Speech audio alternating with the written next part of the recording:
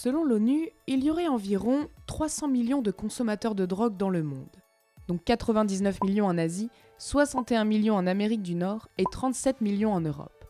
La plus consommée est le cannabis, suivi des opiacés, de la cocaïne et des drogues de synthèse. Bien que la consommation de certaines drogues soit aujourd'hui dépénalisée dans plusieurs pays, la majorité continue d'interdire et de réprimer les consommateurs. Une stratégie jugée peu efficace. Même l'Agence fédérale américaine de lutte contre le trafic de stupéfiants admet que les drogues sont de plus en plus abordables et faciles à se procurer.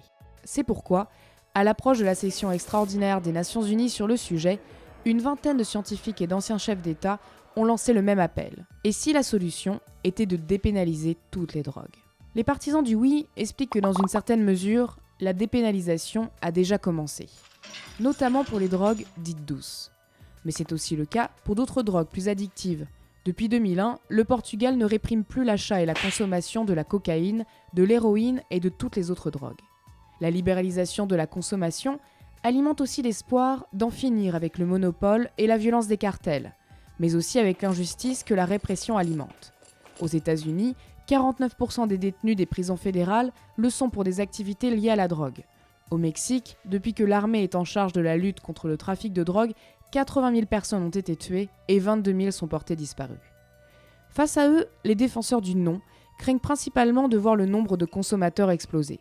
Dans une étude publiée en 2014, l'expert en drogue de l'université de Carnegie Mellon explique que l'interdiction multiplie le prix de la cocaïne par 10 et rend les drogues dures plus difficiles d'accès.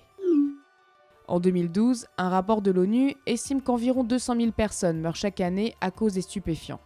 Le représentant de l'Office des Nations Unies contre la drogue et le crime s'inquiète alors de voir ce chiffre dépasser le million en cas de légalisation. Pour le magazine américain Harper's, la question n'est plus de savoir quand la légalisation aura lieu, mais comment elle doit être encadrée. En faisant un parallèle avec les conséquences de l'alcool légalisé et les 17,6 millions d'alcooliques aux États-Unis, le magazine précise qu'il faut de toute façon, pour minimiser les risques, trouver des systèmes pour réglementer la vente, standardiser, inspecter, distribuer et taxer les drogues dangereuses. Pour en savoir plus, retrouvez Courrier International, Drogue, faut-il tout légaliser ?